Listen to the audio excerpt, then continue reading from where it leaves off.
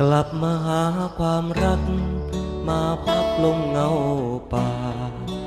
กลับมาสู่ชายคาเคหาที่พักกายได้มาปลูกต้นรักฟูมฟักให้ดวงใจฝากฟ้าที่กว้างไกลแม้ใจจะโบยบินอยู่กับนกกับไม้หลากหลายลายพี